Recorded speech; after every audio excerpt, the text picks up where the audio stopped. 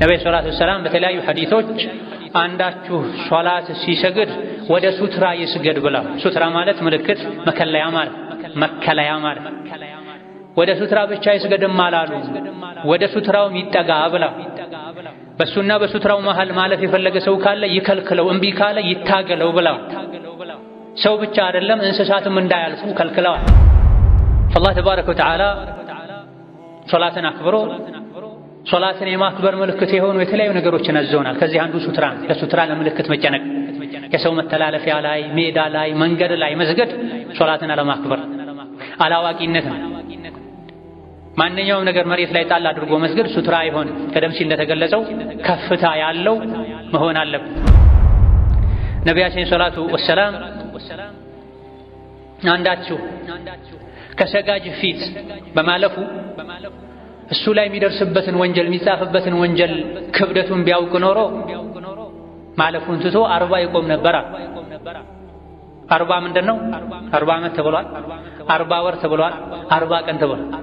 በትንሹ እንኳን ብንወስድ አንድ ሰው ከሰጋጅ ፊት ሱትራ ሳይኖረው አሊያ ደግሞ ከሱትራው ገባ ብሎ አቋርጦ ከማለፍ 40 ቀን ቢቆም ይሻለዋል።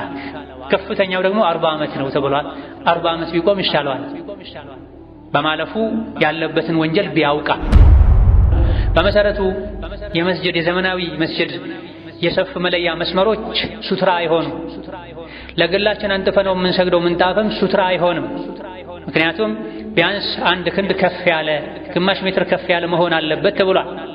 ነቢ ሐዲስ ላይ ዚራዕ ብለው ገድበውታል። ነገር ግን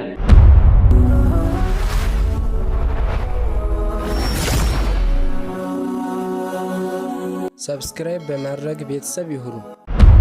የአላህ ባሮች ሆይ አላህ ያዛችሁን በመታዘዝ የከለከላችሁን በመከልከል የሚገባውን ፍራቻ ፍሩት። ለአኺራችሁ ስንቅ ያዙ። ከስንቆች ሁሉ በላጭና አዋጭ ስንቅ አላህን ተባረከ ወተዓላ መፍራት ነው። አላህን ተባረከ ወተዓላ ከመፍራት ምልክቶች አንዱ አላህ ያዘዘንን ሁሉ እንደ አቅማችን መተግበር፣ የከለከለንን ሙሉ በሙሉ መከልከል ነው። አላህ ካዘዘን ነገሮች አንዱ ሶላትን አስተካክሎ አሳምሮ አሟልቶ ሕገ ደንቡን ጠብቆ መስገድ ነው። ወደ አላህ ተባረከ ወተዓላ ከሚያቃርቡ ተግባራዊ የአካል ዒባዳዎች ውስጥ አንደኛው አላህ ዘንድ ይበልጥ ተወዳጅ ዒባዳ ሶላት ነው። ከአምስቱ ወሳኝ የእስልምና መሰረቶች ሁለተኛውና ከተውሂድ ቀጥሎ ታላቁ የእስላም መሰረት ሶላት ነው። ሶላትን ሙሉ በሙሉ መተው ወይም የተወሰኑ ሶላቶችንም ቢሆን ልብ ያወቀ አይን እያየ ማሳለፍ ከእስልምና እንደሚያስወጣ ተነግሯል። ሶላት ከሌሎች ዒባዳዎች ለየት ያለ ቦታና ክብር ስላለውም ነው ሌሎች ግዴታዎችን ጅብሪልን በመላክ ነቢዩ ምድር ላይ ያሉ መልእክት ሲተላለፍላቸው የሶላት ተራ ሲደርስ ግን ነቢይን ዓለይሂ ሰላቱ ወሰላም ራሳቸውን ወደ ሰማይ በኢስራ በሚዕራጅ በማስወጣት የሶላትን ግዴታነት ቀጥታ ከጌታቸው ተቀብለዋል። እነዚህ 5 ወቅት ግዴታ ሶላቶችን በአግባቡ የሰገደ አላህ ተባረከ ወተዓላ ጀነት ላይ ያስገባው ቃል ገብቶለታል ተብሏል በሐዲስ። እነዚህ ሶላቶችን ያልሰገደ ጀነት የመግባት ቃል የለውም። ከፊርዓውን ከሃማን ከእምቢባዮች ከጠማማዎች ጋር አብሮ ይቀሰቀሳል ተብሏል። የሰው ልጅ በአካሉ በገንዘቡ በጉልበቱ የተለያዩ ሊያከናውናቸው የሚችል ዒባዳዎች ይኖራሉ አሉም። ነገር ግን እንደ ሶላት በአካላት ሊተገበር የሚችል ወጪ ገንዘብ ሊወጣለት የሚችል ዒባዳ የለም። ለሶላት ልሰግድበት ተብሎ ልብስ መግዛት፣ መስገጃ መግዛት፣ ውሃ መግዛት አላህ ዘንድ ተባረከ ወተዓላ ተወዳጅ ከሆኑ መልካም ሥራዎች መካከል አንዱ ነው። ሶላት የቅያም ቀን ለሙእምን ኑርና ብርሃኑ ነው። እዚህ ዱንያ ላይ በሶላት ልቡ ያበራ በሶላት ፊቱ ያበራ የቅያም ቀን የሲራጥ ጨለማን የሚሻገርበትን ብርሃን አላህ ይሰጠዋል። እዚህ ዱንያ ላይ ግን በሶላት ልቡ ያልበራ በሶላት ያልተደሰተ በቀን 5 ጊዜ ግዴታ ሶላቱን ጠብቆ ያልሰገደ ግዴታ ሶላቶች ላይ ሊፈጠር የሚችልን ክፍተት የሚያሟላበትን ሱናን ያላበዛ አኼራ ላይ ኑሩ ይጎድላን። የቅያም ቀን የሰው ልጆች ለመጀመሪያ ጊዜ በስራቸው ሲጠየቁ ግምገማው ምርመራው የሚጀምረው ከሶላት እንደሆነ ነቢዩ ሰለላሁ ዐለይሂ ወሰለም ተናግረዋል። ከሐጁም ከዘካውም ከጾሙ ከምኑም በፊት የሰው ልጅ አላህ ስራ ብሎ ካዘዘው ግዴታ ካደረገበት ዒባዳዎች ውስጥ ቀድሞ የሚጠየቀው ስለ ሶላት ነው። ሶላቱ ካማረ ከተሟላ ከተስተካከለ ሌሎች ግዴታዎች ላይ ክፍተት እንኳ ቢኖር የሶላቱ ማማርና መሟላት ሌሎች ክፍተቶችን እንዳይጠየቅባቸው ወይም ብዙም እንዳይጎዳባቸው ያደርግለታል ተብሏል። ሲጀመርም ሶላቱን አስተካክሎ የሚሰግድ ሰው ሌሎች ግዴታዎችን ችላ ሶላቱ ከወንጀል ይጠብቀዋል። ኢነ ሶላተ ተንሃ ዐኒል ፈሕሻኢ ወልሙንከር ወለዚክሩላሂ አክበር ተብሏል። ሶላት ከመጥፎ ነገር ከጸያፍ ተግባር ከጸያፍ ቃል ይጠብቃል ያድናል ተብሏል። ሶላት ውስጥ ያለው ዝክር ደግሞ ይበልጥ ከመጥፎ ነገር ይከለክላል። አላህ ፊት ሶላት ላይ ቆሞ ኢያከ ነዕቡድ ወኢያከ ነስተዒን ያለ ሰው ከሶላት ወጥቶ አላህ የሚጠላውን ነገር አያደርግም፣ ለጌታው የገባውን ቃል አያፈርስም። ሶላት ለመጀመሪያ አላህ ዘንድ የሚታይ ስራዬ ነውና ከምንም በፊት ለሶላት ልጨነቅ ይገባኛል ልንል ይገባናል። ወከዛሊክ ሶላት የምህረት ሰበብ ነው። 5 ወቅት ሶላቱን በአግባቡ የሚሰግድ ክፍተት ማሟያ ሱና ሶላቶችን የሚያበዛ ሰው ወንጀሉ ተጠራርጎ ይወገዳል። ከአንዳችሁ ደጃፍ ላይ ምንም የማይቋረጥ ወራጅ ወንዝ ቢኖር በቀን 5 ጊዜ ከዚህ ወንዝ ገላውን ቢታጠብ አንዳችሁ እሱ ላይ ሰውነቱ ላይ ቆሻሻ እድፍ ይኖራል እንዴ ብለው ነቢ ጠይቀው አይኖርም እንጂ ያ ረሱላህ ብለዋቸው በቀን 5 ጊዜ ከታጠበ ወንዙ ያለው እቤቱ ደጅ ላይ ከሆነ ሄዶ ታጥቦ ሲመጣ ሩቅ መንገድ ተጉዞ ዳግም ማይቆሽ ከሆነ ወንዙ ወራጅ ከሆነ ቆሻሻውን ይዞ የሚሄድ ከሆነ እንደዚህ አይነት ወራጅ ውሃ 5 ጊዜ የታጠበ ሰው ምንም ቆሻሻ አይኖርበትም ሲሏቸው 5 ወቅት ሶላትም እንደዚሁ ነው ብለዋል ነብዩ ሰለላሁ ዐለይሂ ወሰለም። ውጫዊ አካላችንን ውሃ ሳሙና አጥቦ እንደሚያጸዳው ውስጣችንን ከወንጀል ሶላት ያጸዳል። ግን ከቻሉበት መስፈርቱን ስርዓቱን ጠብቀው ከሰገዱ ነው። ሶላት ከየትኛውም ዒባዳ ለየት ባለ መልኩ የሚደጋገም ዒባዳ ነው። የተለያዩ ግዴታዎች አሉ፣ የሶላት የእስላም መሰረት የሆኑም ያልሆኑም። ከነዚህ ሁሉ ለየት ባለ መልኩ በቀን 5 ጊዜ በግዴታነት ከፊት ከኋላ ካሉ ሱናዎች ጋር ተደጋግሞ የሚሰገድ የሚደረግ ዒባዳ ቢኖር ሶላት ነው። ጾም በዓመት አንዴ ነው። መሀል ላይ ያለውም ውስን ነው፣ በቀን አንዴ ቢሆን እሱም ዓመትን ሙሉ መጾም ተከልክሏል። ዓመት ሙሉ የሚጾም ሰው ወይ አልጾመ ወይ አልበላ ተብሏል ስለሚለመድ። ሐጅ በህይወት አንዴ ነው፣ ቢደጋገም እንኳ በየዓመቱ ነው የሚሆን። ሶላት ግን በቀን 5 ጊዜ አላህ ግዴታ አድርጎባቸዋል በቀን 5 ወቅት ሶላት መስገድ በማለት ነብዩ ሰለላሁ ዐለይሂ ወሰለም ተናግረዋል። ለምንድን ነው ሶላት ከሌሎች ዒባዳዎች ለየት ባለ መልኩ የሚደጋገመው? አላህ ዘንድ ይበልጥ ተወዳጅ ዒባዳ ስለሆነ ጉልበትን ጊዜን በዒባዳ ማሳለፍ ስላለበት ነው። አላህን የመውደድ አላህን የማክበር አኺራን የማስበለጥ ምልክት ስለሆነ ነው። ትክክለኛ አማኝ የሶላት ወቅት ከደረሰ ስብሰባ ላይ ቢሆን ስራ ላይ ቢሆን ጉዞ ላይ ቢሆን ሁሉን አቁሞ ይሰግዳል። ልቡ እሺ አይልም። የሶላት ወቅት እየሄደ እሱ በሌላ ነገር አይጠመድም። ችግር ያለበት ሰው ነው፣ ሙናፊቅ የሆነ ሰው ነው የሶላት ወቅት ያለፈ አይቶ ዝም የሚለው። የዐስርን ሶላት አርፍደው የሚሰግዱ ብዙ ሰዎች አሉ።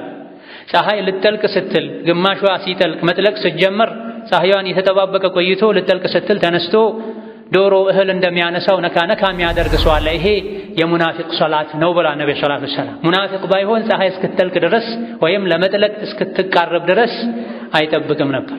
ትክክለኛ ሙእምን የሶላት ወቅት እስኪገባ ድረስ በጉጉት ይጠብቃል። ሶላት እንዳያልፈው ጥረት ያደርጋል። ወከዛሊክ ሶላት ከሌሎች ዒባዳዎች ለየት ባለ መልኩ የበዛበት የተደጋገመበት ምክንያት ለሰው ልጆች ስለሚጠቅም ነው። ሰው ልጆች ሲሰግዱ ልባቸው ይረጋጋል፣ ወንጀላቸው ይራገፋል። በቀን 5 ጊዜ ጌታቸውን ያስታውሳሉ፣ ለዋለላቸው ውለታ ያመሰግኑታል፣ ከሸይጣን እስር ቤት ይወጣሉ። ሶላት ውስጥ ሲሆኑ ሸይጣን ይርቃል። አሳምረው ከሰገዱ አዳን ሲሰማ ኢቃም ሲሰማ ይሸሻል። ኢቃሙ ሲያልቅ ተመልሶ ይመጣል።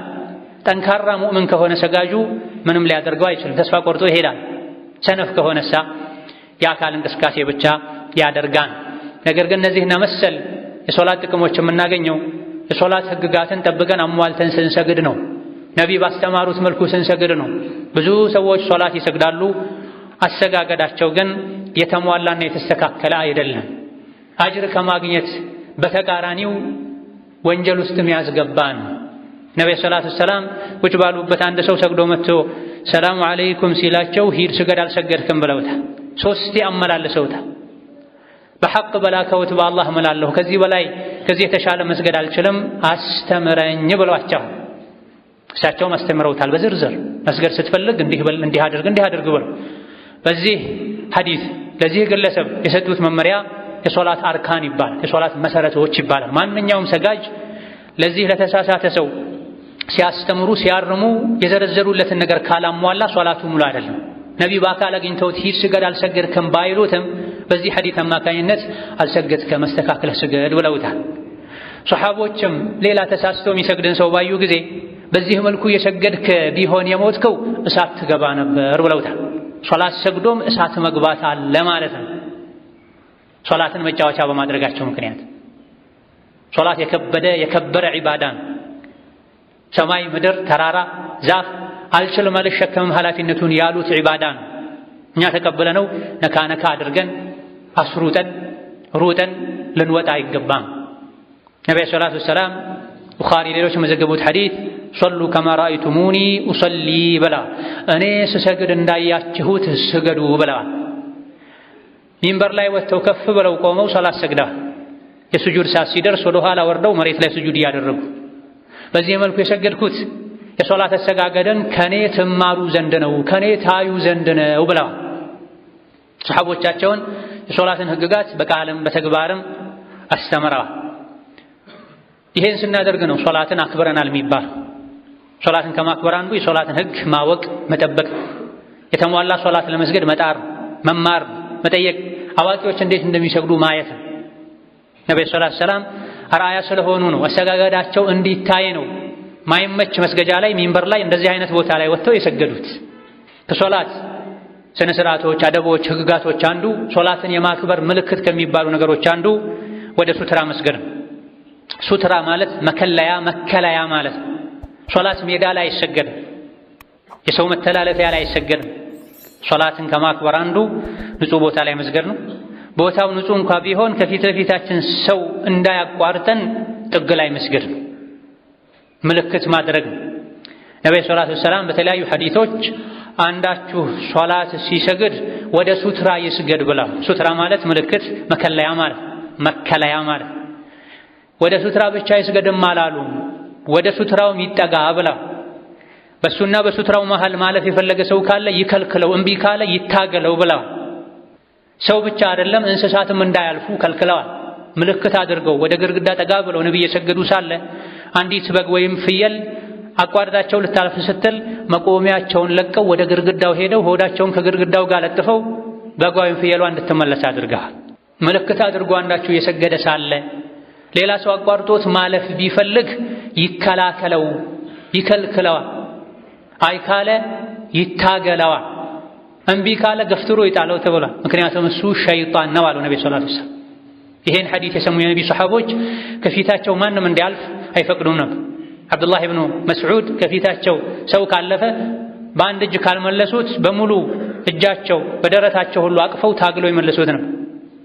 አብዱላህ ኢብኑ ዑመር ቁጭ ብለው እንኳ ቢሆን የሚያልፍ ሰው ከመጣ ምልክት አድርገውለት ካልተመለሰ ብድግ ብለው ይመልሱ ነበር። አብዱላህ ኢብኑ ዑመር እየሰገዱ ሳለ ታጠገባቸው ስደርስ ላልፍ መስሏቸው ትልቅ እንቅስቃሴ ያደረጉ፣ እንቅስቃሴያቸው ሁሉ እኔን አስደነገጠኝ ብላ ሊከለክሉ። ለምንድን ነው በዚህ ልክ የሱትራ ጉዳይ፣ የምልክት ጉዳይ፣ የመከለያ ጉዳይ አሳሳቢ አንገብጋቢ የሆነው? የሶላትን አጅር ስለሚቀንስ ነው። ከአብዱላህ ኢብኑ መስዑድ እንደተነገረው ሰው ማለፍ የሶላትን ግማሽ አጅር ይቀንሳል ብላ። አልኢማም አሕመድም ረሒመሁላህ ተዓላ የሶላትን አጅር ይቀንሳል ባያበላሸውም ብላ። በማለፋቸው ሶላት እንዲበላሽ የሚያደርጉ ነገሮችም አሉ፣ ወደ ኋላ ላይ ምንጠቅስ ይሆናል። የተሟላ ሶላት ለመስገድ ሐሳብን ለመሰብሰብ ሰዎች ሶላትን እንዲያከብሩ ምልክት እንዲያውቁ ለማድረግ የረሱልን ሰለላሁ ዐለይሂ ወሰለም ትእዛዝ ለማክበር ስትሰግዱ ወደ ሱትራ ስገዱ፣ ምልክት ይኖራችሁ፣ ክልል ይኖራችሁ ያሉትን መመሪያ ለማክበር በተመስጦ በኹሹዕ ለመስገድ ሱትራ ያስፈልጋል፣ ምልክት ያስፈልጋል። ሱትራ ምልክት የሚሆነው ቢያንስ 1 ክንድ ወይም ደግሞ ግማሽ ሜትር ከፍታ ያለው ነገር። ከዛ በታች ከሆነ ሱትራ ይሆን 1 ክንድ እስከ ጣት ጫፍ ቢሆን ጥሩ፣ ካልሆነ እንደዚህም ቢሆን በቂ ነው። አሊያ ደግሞ በዘመናዊ መለኪያ ግማሽ ሜትር ከፍታ ያለው ነገር ከፊት መቆም አለበት። ምልክት ተደርጎ የሚቆመው ነገር ከእግር እስከ ስጁድ ማድረጊያ 3 ክንድ ወይም 1 ሜትር ከግማሽ መሆን አለበት። በጣም መራቅ የለበትም። ሱትራ አድርጉ ብቻ ሳይሆን ነብዩ ያሉት ወደ ሱትራውም ተጠጉ ብለዋል። ሱትራ መኖሩ ብቻ ሳይሆን ወደ ሱትራ ተጠጉ ብላ ሱትራ አድርጋችሁ ስትሰግዱ ማንም ከፊታችሁ እንዳያልፍ ከልክሉ ብላ። ሰውም ይሁን እንስሳ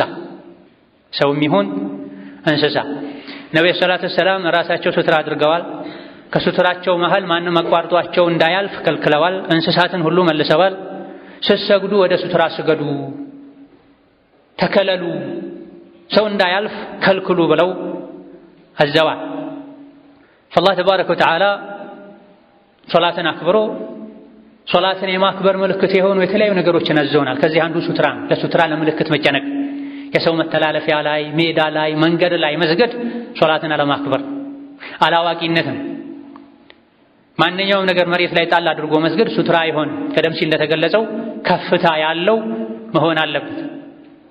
በሐዲታቸው ነብዩ ሰለላሁ ዐለይሂ ወሰለም يقطع الصلاة الحمار والكلب والمرأة ويقي ذلك مثل مؤخرة الرحل بلا ሶላት የሚያቋርጡ ነገሮችን ዘርዝረው ከሶላት መቋረጥ ይታደጋል የግመል ኮርቻ የኋላኛው መደገፊያ እንጨት የሚያክል ከፍታ ያለው ነገር ካለ ብላ። ይሄን የፊቅህ ሊቃውንት 1 ክንድ ብለው ወይም በዘመናዊ መለኪያ ግማሽ ሜትር ብለው ገድባ። ማንኛውም ከፍታ ያለው ነገር የመስጂድ ምሰሶዎች ሊሆኑ ይችላሉ፣ ፊት ለፊት ያለ አወል ሶፍ ሊሆን ይችላል፣ ከፍ ያለ የቁርአን ማስቀመጫ ሊሆን ይችላል፣ አብሮን ያለን ሰው ከፊት አድርገን እኛ ከኋላው ቆመን ሊሆን ይችላል። ምልክት ብቻ መኖር አለበት። ያለምንም ምልክት የሰዎች መተላለፊያ ላይ መስገድ ወንጀል። አላህ ባዘዘን መልኩ ልንሰግድ ይገባል። ሶላትን መጫወቻ ልናደርግ አይገባም። እኔ ባዘዝኳችሁ መሰረት ባስተማርኳችሁ መሰረት ስገዱ ብላ ነብዩ ሰለላሁ ዐለይሂ ወሰለም። እሳቸው ወደ ሱትራ ነበር የሚሰግዱት፣ ሜዳ ላይ አይሰግዱም ነበር። ዑመር ረዲየላሁ ዐንሁ ወአርዳህ በሁለት የመስጂድ ምሰሶዎች መሃል ቆሞ የሚሰግድን ሰው ባዩ ጊዜ ሶላቱ ውስጥ እንዳለ የጎተቱ ወስደው ከአንደኛው ምሰሶ ትይዩ ኋላ ላይ አቆሙት። ሶሊ ሁና አሉት፣ እዚህ ጋር ስገድ አሉት። ሶላት ውስጥ ሆኖ እንኳ በመሰረቱ እንቅስቃሴ የተወገዘ ከመሆኑ ጋር ሶላት የሚሰግድን ሰው መረበሽ የማይገባ ከመሆኑ ጋር በሁለት ምሰሶዎች መሃል ሜዳ ላይ የሚሰግድን ሰው የጎተቱ ወደ አንደኛው ምሰሶ ፊት ለፊት ወስደው እዚህ ጋር ስገድ ብላ። ሌላ ጊዜ ከሳቸው እንደተነገረው እንዲሁ መተላለፊያ ላይ የሚሰግድን ሰው ባዩ ጊዜ ከፊቱ ሄደው ቁጭ ብላ ሱትራ ሆነውለታል። የተከበሩት ዑመር ስንት ጉዳይ የሚመለከታቸው ሰው ሜዳ ላይ የመስገድን አደገኝነት ከሚያስረዱ ነገሮች መሃል አንዱ ሰው የሚተላለፍበት ሜዳ ላይ መሰገድ አግባብ አይደለም፣ መስገድ አግባብ አይደለም። መወገድ ያለበት ተሳሁን ነው፣ ቸልተኝነት ነው። ዑመር ስራቸውን አቆመው መተላለፊያ ላይ ከሚሰግድ ሰው ፊት ለፊት በመቆም በመቀመጥ ሱትራ ሆነለታል። ወንድሜ ሆይ ቀስ ብለህ ሶላትህን ጨርስም ብለውታል፣ አረጋግተውታል። ዑመርን የሚያክል ሰው ከፊቱ ተቀምጦ እንዳይረበሽ እስቱ እንዳይጨናነቅ ሱትራ አድርጎ ከሚሰግድ ሰው ፊት ለፊት ማለፍ ትልቅ ወንጀል። ሱትራ ከማድረጉ ጋር አቋርጦ የሚያልፍ ሰው ወንጀለኛ እሱ ነው የሚሆነው። ያለ ሱትራ ያለ ከለላ የሚሰግድ ሰው ወንጀለኛው ሰጋጁ ነው የሚሆነው። ሱትራ ካለ ወንጀለኛ የሚሆነው አላፊው ብቻ ነው። ሱትራ ከሌለ ወንጀለኛ የሚሆኑት ሁለቱም ናቸው። ምልክት እንኳ ባያደርግ ሱትራ እንኳ ባያደርግ ከማለፍ መጠንቀቅ፣ ሌሎች አማራጮችን መፈለግ ያስፈልጋል ይገባል። መንገድ ላይ ከሰገደ አንድና አንድ ብቻ ከሆነ መተላለፊያው ሰዎች ከተገደዱ መታገስ ካልቻሉ ቢያልፉ ይሄኔ ለضرورة ስለተቸገሩ ችግር የለውም ይባል። ትንሽ መጠበቅ እየቻሉ ምልክት አድርጎ ማለፍ እየቻሉ በሌላ መንገድ ዞሮ ማለፍ እየቻሉ ሰጋጅን አቋርጦ ማለፍ ወንጀል ክልክል። ሶላትን አለማክበር የሰጋጅን የወንድምን የእህትን አጅር መቀነስ ነው የሚሆን። ነቢያችን ሰላቱ ወሰላም አንዳችሁ ከሰጋጅ ፊት በማለፉ እሱ ላይ የሚደርስበትን ወንጀል የሚጻፍበትን ወንጀል ክብደቱን ቢያውቅ ኖሮ ማለፉን ትቶ 40 ይቆም ነበር። 40 ምንድነው? 40 ዓመት ተብሏል፣ 40 ወር ተብሏል፣ 40 ቀን ተብሏል። በትንሹ እንኳ ብንወስድ አንድ ሰው ከሰጋጅ ፊት ሱትራ ሳይኖረው አሊያ ደግሞ ከሱትራው ገባ ብሎ አቋርጦ ከማለፍ 40 ቀን ቢቆም ይሻለዋል። ከፍተኛው ደግሞ 40 ዓመት ነው ተብሏል። 40 ዓመት ቢቆም ይሻለዋል። በማለፉ ያለበትን ወንጀል ቢያውቃ። ብዙ ጊዜ አለማወቅ ነው ሰዎችን ለጥፋት የሚዳርጋቸው፣ አሊያ ደግሞ ግዴለሽነት ለዲን አለመጨነቅ። ከሰጋጅ ፊት ማለፍ እንደማይቻል ወንጀል እንደሆነ ከማወቃቸው ጋር ቸኩለው ውጭ ያለው ብሶባቸው ሐሳባቸውን ስልክና ወሬ ሰርቆት ሶላት አቋርጠው የሚሄዱ ሰዎች አሉ። ሌሎች ደግሞ ባላዋቂነት በግዴለሽነት ከሰጋጅ ፊት የሚያልፉበት ሁኔታ። ነብዩ ሰለላሁ ዐለይሂ ወሰለም ይሄን ከልክለዋል። የራሳችንን ሶላት ልናከብር የሌሎችንም ሶላት ልናከብር ይገባል። ለሰጋጁ ብቻ ብለን ሳይሆን ለአላህ ብለን ለዲኑ ብለን ወመን ዩዐዚም ሸዓኢረ አላህ ፈኢነሃ ሚን ተቅወል ቁሉብ፣ የአላህን ሕግ የአላህን ሸሪዓ የዲንን ምልክት ማክበር ልብ ውስጥ ፍራቻ የመኖሩ ምልክት ነው ይላል። ከልቡ አላህ የሚፈራ ሰው የዲን ምልክቶችን ሁሉ ያከብራል። ከሰጋጅ ፊት ቁጭ ብሎ አያወራም፣ ሐሳብ የሚሰርቅ ነገር አያደርግም፣ ከሰጋጅ ፊት አያልፍም። አላህን ተባረከ ወተዓላ ባከበርን ቁጥር ዱንያችን አኺራችን ይስተካከላል፣ አላህ ዘንድ እንከበራለን። ዲንን የዲን ምልክትን ቸላ ባለን በናቀን ቁጥር አላህ ዘንድ እንናቃለን። ከሰጋጅ ፊት ማለፍ ሶላቱን ቸላ ማለት ነው፣ መናቅ ነው፣ አለማክበር ነው። እንደዚሁ ራሳችን ስንሰግድም ያገኘነው ቦታ ላይ መስገድ ሌላ አላዋቂነትና ዲንን አለማክበር። አላህ ተባረከ ወተዓላ መከበሪያ አድርጎ የደነገገልንን ያወረደልንን ቁርአን መመሪያ፣ ሸሪዓ፣ ሱና፣ ሐዲስ፣ ፊቅህ ልንማር የተኛውን ነገር ከማድረጋችን በፊት አፈጻጸሙን አደብ ስነ ስርዓቱን ልናውቅ ይገባናል። ነቢያችን ሰለላሁ ዐለይሂ ወሰለም በዚህ በሱትራ ዙሪያ ሲናገሩ ሊየስተቲር አሐዱኩም ፊ ሶላቲሂ ወለው ቢሳህሚን ብለዋል። አንዳችሁ ሶላት ሲሰግድ መከለያ ያድርግ፣ እጁ ላይ ያለ ቀስትና ጦር ነገር እንኳ መሬት ላይ በመሰካታ። ነብዩ ሰለላሁ ዐለይሂ ወሰለም ብዙ ጊዜ ከእጃቸው ማይለይ አብረዋቸው ያሉ የሚኻድሟቸው ሰዎች እጅ ላይ ማይጠፋ አንካሴ ነበራቸው፣ እንጨት ከታች ስለታማ ብረት ያለ። ይሄን ይዘው የሚጓዙበት ምክንያት አንዱ የሄዱ ሳለ መንገድ ላይ ሶላት ከገጠማቸው ሲሰግዱ ሱትራ ያደርጉት ዘንድ ነበር ተብሏል። የተሰጣቸውም ከሀገራችን ፍትሃዊው ንጉሥ ከነጃሺ እንደነበረ ተነግሯል። ነጃሺ በስጦታነት ላኩላቸው። እሳቸው ደግሞ ሶላት በሰገዱ ቁጥር መንገድ ላይ ሲሄዱ ተክለውት መሬት ላይ ሰክተውት ሱትራ ያደርጉት ነበር ተብሏል። ማንኛውም ሰጋጅ የትም ቢሰግድ ሱትራ ያስፈልገዋል። መኖሪያ ቤት ውስጥ ምስገድ፣ መስጂድ ውስጥ ምስገድ፣ በረንዳ ምስገድ፣ ተገዶ መንገድ ላይ ምስገድ፣ መካ ሐረም ምስገድ፣ በመሰረቱ ሁሉም ቦታ ሱትራ ምልክት ያስፈልጋል። ነገር ግን መካ ሐረም ከሰጋጆች ይልቅ ሐቁ ለጣኢፎች ነው ተብሏል። የመካ ሐረም ጠዋፍ ማድረጊያ ስፍራ አውለውያው ቅድሚያ የሚሰጠው ጠዋፍ ለሚያደርጉት ነው። የሶላት ሰዓት ከሆነ ሁሉም በጋራ ነው የሚሰግደው። ከሶላት ሰዓት ከፈርዱ ሶላት ውጪ ያለው ሰዓት ቅድሚያ የሚሰጠው ያ ቦታ ላይ ጠዋፍ ለሚያደርጉ ነውና መከልከል የለበትም። የሚሰግድ ሰው ለጠዋፍ የሚዞሩ ሰዎች በማያቋርጡት መልኩ መስገድ አለበት። በመሰረቱ ግን መካም ቢሆን ሱትራ ያስፈልጋል። ከልክ በላይ ሰው በዝቶ የሐጅ ጊዜ ዑምራ በብዛት የሚደረግባቸው ወቅቶች ላይ ሰዎች ከተቸገሩ በሩራ ሰዓት ላይ ነገሮች ከብደው የሚያስቸግሩበት ወቅት ላይ የሚከለከሉ ነገሮችም የሚግራሩበት ሁኔታ ይኖራል። አማራጭ ካለ ግን መካ ነው ተብሎ ከሰጋጅ ፊት ማለፍ የተከለከለ። ማእሙም ሱትራ አያስፈልገውም። ከኢማም ኋላ የሚሰግድ የእሱ ሱትራው ምልክቱ መከለያው ኢማሙ አሊያ ደግሞ ከፊት ኢማሙ ያስቀመጠው።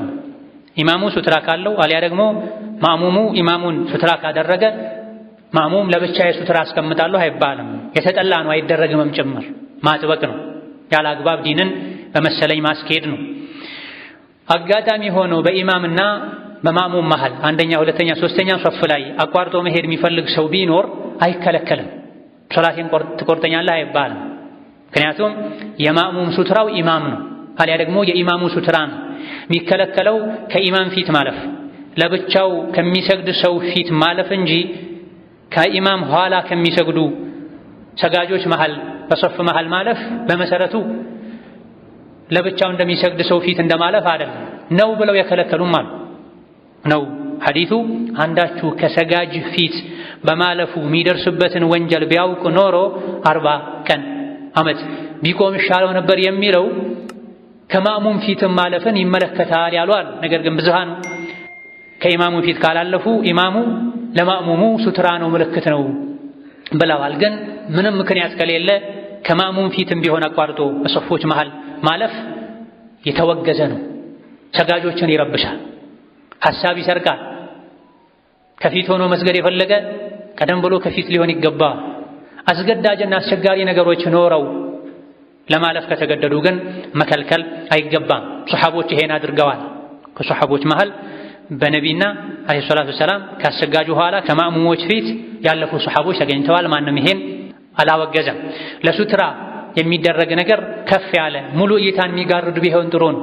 ከሱትራ ምክንያት አንዱ እይታን መገደብን የተፈለገበት ፊት ለፊቱ ሜዳ ሆኖ እስከ ፊት እያየ የሚሰግድ ሰውና እይታው ተገድቦ የሚሰግድ ሰው ሶላት ላይ የሚኖረው ተመስጦ ኹሹዕ ተመሳሳይ አይደል።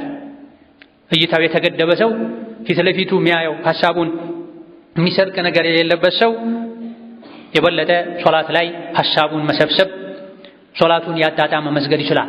ስለዚህ ምልክት አድርገውት የሚሰግዱ ማንኛውም ሱትራ እንደ ግድግዳ ያለ ከፍ ያለ ነገር ቢሆን አሊያ ደግሞ አጥርና መሰል ነገር ቢሆን የተሻለ ነው።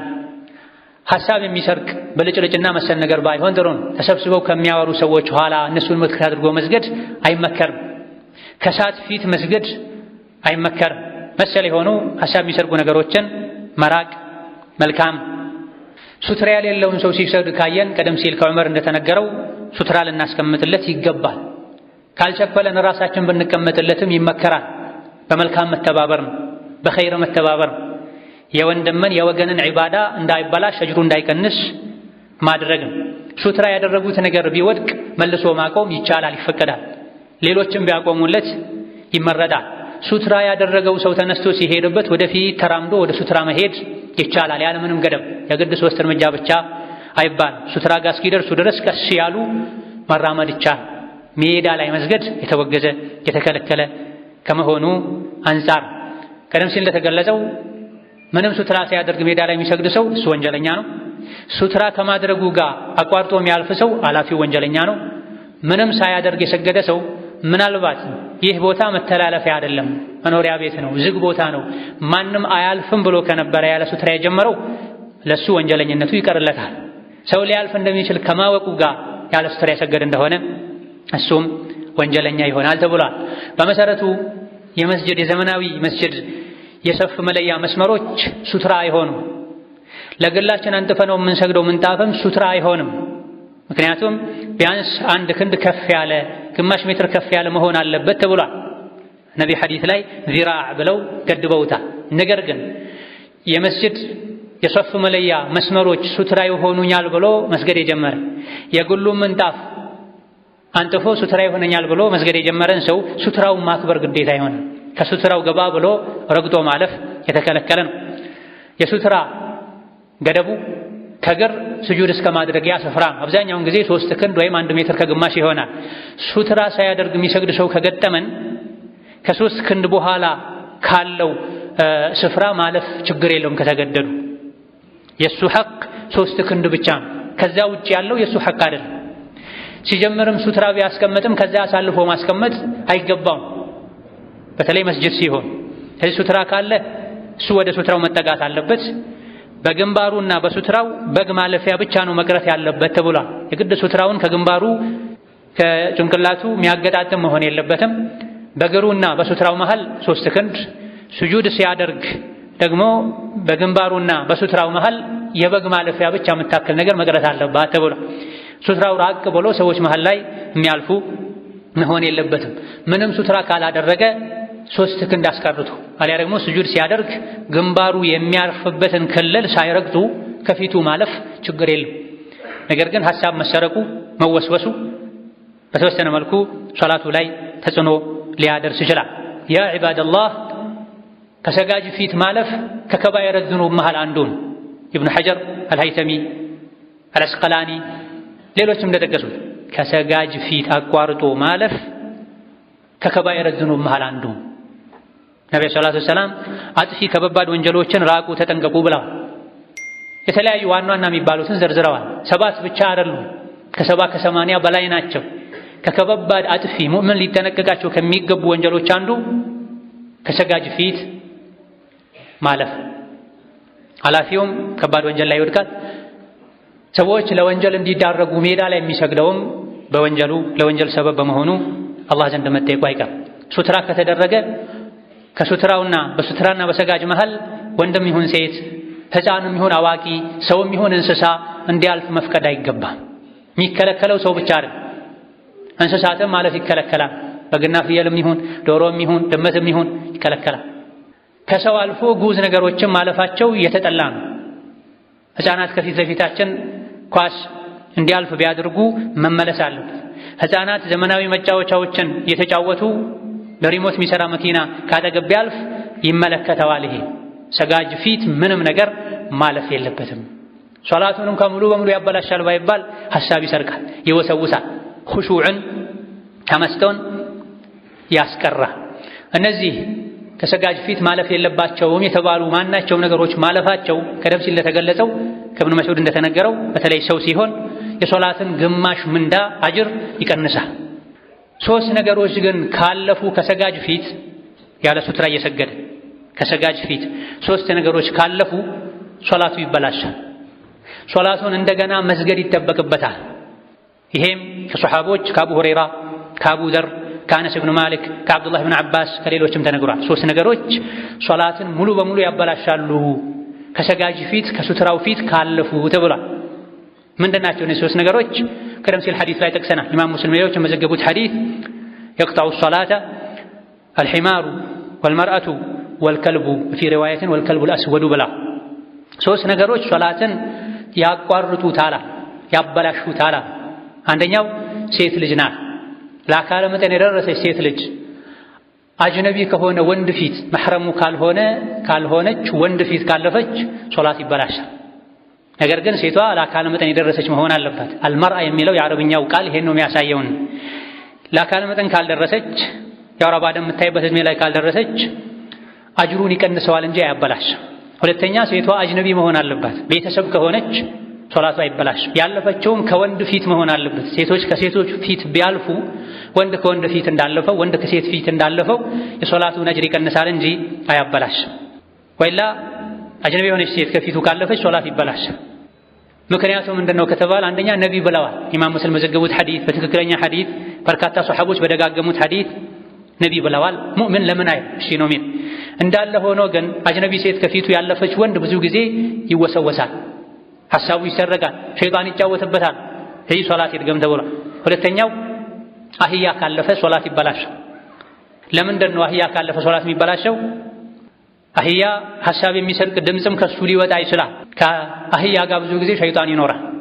እነዚህ ምክንያቶች ናቸው። ወይላ ነብዩ ሰለላሁ ዐለይሂ ወሰለም 3 ነገሮች ሶላት ያቋርጣሉ ካሉ ያቋርጣሉ። እሺ ብለን ከዚህ መጠንቀቅ አለብን። ከሰሐቦች መሃል አንዱ የተወሰኑ ሰሐቦችን አስከትሎ ሶላት ያሰገደ ሳለ ከመሃላቸው አህያ አቋርጧቸው አልፎ ሶላትን አስደግሟል፣ እንደገና አሰግዷል። ምን ነው በአንድ ጊዜ አንድን ሶላት 2 ያሰገድ ከንሳ ሲሏቸው ነብዩ ሰለላሁ ዐለይሂ ወሰለም 3 ነገሮች ሶላት ያቋርጣሉ ብለው ይሄን ሐዲስ ተናግረዋል። 3ኛው ውሻ ነው። ጥቁር ውሻ ከፊት ካለፈ ሶላት ይበላሻል። ለምን ከተባለ እዛው ሐዲስ ላይ ጥቁር ውሻ ሸይጣን ነው ብሏል ነብዩ ሰለላሁ ዐለይሂ ወሰለም። ስለዚህ አጅነቢ የሆነች ሴት ለአካል መጠን የደረሰች ሴት ከአጅነቢ ፊት ካለፈች ከወንድ ብቻ በሴት በኩል ከሴት ፊት ከሆነ ያለፈች አጅሩ ነው የሚቀንሰው፣ ሶላት ይበላሻል፣ እንደገና መሰገድ አለበት። አጅነቢ የምንለው አይሻ ከነቢ ፊት ይተኙ ስለነበረ ነብዩ የሰገዱ አይሻ ከፊታቸው ጋደም ይሉ ነበር። ስለዚህ ቤተሰብ ከሆነ ችግር የለም። ፊትና የሚመጣው ብዙ ጊዜ ቤተሰብ ካልሆነች ነው፣ ሴቷ ባዕድ ከሆነች አጅነቢ ከሆነች።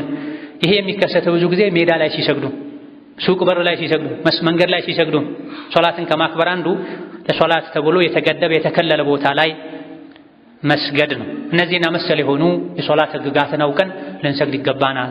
እነዚህና መሰል የሶላት አደቦችን፣ ግዴታዎችን፣ ስርዓቶችን ሳንጠብቅ ምን ሰግደው ሶላት ድካም ብቻ ነው፣ እንቅስቃሴ ብቻ ነው የሚሆን። እንደዚህ አይነት ሶላት ስገድልኝ ብዬሃለሁ ወይ ብሎ አላህ ይጠይቃል። ሶላት ወደ አላህ የሚቀርብ ቁርባን ነው፣ መቃረቢያ። ለትልቅ ሰው የሚሰጥ ስጦታና ለትንሽ ሰው የሚሰጥ ስጦታ አንድ አይደለም። ወደ አላህ የምንቃረብበት የአላህን ውዴታ የምናገኝበት የሆነ ውድ ዒባዳን ሶላትን መጫወቻ ልናደርግ አይገባል። አስተካክሎ የሰገደ ሰው ሶላቱ ወደ ሰማይ ይወጣል፣ ተቀባይነትም ያገኛል። የሰባት ሰማያት በሮች ይከፈቱለታል ተብሎ አበላሽቶ የሰገደ ሰው ሶላቱ ወደ ሰማይ ወጥቶ የአንደኛው ሰማይ በር እንኳን አይከፈትለትም። ያረጀ ጨርቅ ተጠቅልሎ እንደሚወረወረው ፊቱ ላይ ይወረወራል ተብሏል። ኢብኑ አባስ ሐዲስ እንደተነገረው አንድ ሰው ሶላት ውስጥ ገብቶ ሶላት ሰግዶ ሲወጣ ግማሽ አጅር ይዞም ይወጣል። የሶላቱን ሙሉ ሳይሆን ግማሹን ምንዳ ይዞም ይወጣል፣ ሩቡን ይዞም ይወጣል ያሉ ነብዩ ሰለላሁ ዐለይሂ ወሰለም 1/10ኛውን ብቻ ይዞም ይወጣል። 90% የለም። ለስሙ ሰግዷል፣ ግን ከሰገደው ከለፋው የሚያገኘው 10% ብቻ 1/10ኛውን 10 እጁን ነው የሚያገኝ። ሶላት ሰግዶ ደግሞ ከሶላት ምንም ሳይጠቀም የሚወጣ ሰው አለ ብሏል ነብዩ ሰለላሁ ዐለይሂ ወሰለም። ድርሻችን ይሄ እንዳይሆን በነብዩ ሱና መሰረት ልንሰግድ፣ ስለ ሶላት ልንማር ልናጠና ይገባናል። ሶላት የሚጣፍጠው ከወንጀል የሚያርቀው ወንጀል የሚያብሰው በሱና መሰረት ስንሰግድ ህጉን አውቀን ስንሰግድ ነው። ثم صلوا وسلموا على البشير النذير والسراج المنير فقد أمركم بذلك ربكم قائلا إن الله وملائكته يصلون على النبي يا أيها الذين آمنوا صلوا عليه وسلموا تسليما اللهم صل وسلم وبارك على عبدك ورسولك محمد وعلى آله وأصحابه وأتباعه وسلم تسليما كثيرا اللهم أعز الإسلام والمسلمين وأذل الشرك والمشركين ودمر أعداءك أعداء الدين اللهم اجعل هذا البلد آمنا مطمئنا وسائر بلاد المسلمين اللهم آمنا في دورنا وأوطاننا اللهم آمنا في دورنا وأوطاننا اللهم آمنا في دورنا وأوطاننا ولا تسلط علينا بذنوبنا من لا يخافك فينا ولا يرحمنا اللهم من أراد بالعباد والبلاد شرا فاشغله بنفسه واجعل تدبيره تدميرا عليه يا ذا القوة المتين اللهم من أراد بالعباد والبلاد شرا فاشغله بنفسه واجعل تدبيره تدميرا عليه يا ذا القوة المتين اللهم آمنا في دورنا وأوطاننا اللهم آمنا في دورنا وأوطاننا ربنا آتنا في الدنيا حسنة وفي الآخرة حسنة وقنا عذاب النار اللهم إنا نسألك الهدى والتقى والعفاف والغنى اللهم اجعلنا هداة مهتدين غير الضالين ولا مضلين ربنا اغفر لنا ولوالدينا ولمشايخنا ولجميع المسلمين اللهم اغفر للمسلمين والمسلمات والمؤمنين والمؤمنات الأحياء منهم والأموات إنك سميع قريب مجيب الدعوات آمين والحمد لله رب العالمين.